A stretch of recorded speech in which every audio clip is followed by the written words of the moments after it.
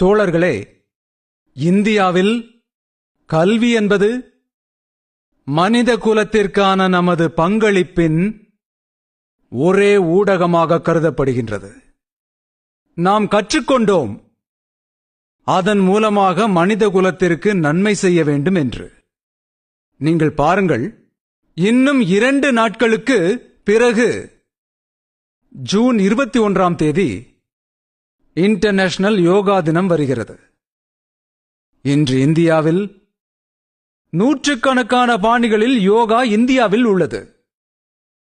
இதற்காக நம் ஞானிகள் எவ்வளவு தீவிர ஆராய்ச்சி செய்திருக்க வேண்டும். ஆனால் யாருமே யோகாவிற்காக ஏகபோக உரிமை கொண்டாடவில்லை.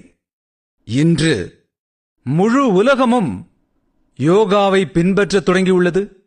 யோகா தினம் உலகளாவிய கொண்டாட்டமாக மாறியுள்ளது.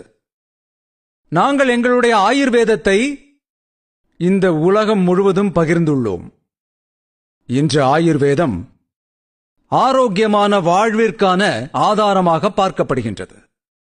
நிலையான வாழ்க்கை முறை மற்றும் நிலையான வளர்ச்சிக்கான மற்றொரு எடுத்துக்காட்டு நம் முன் உள்ளது.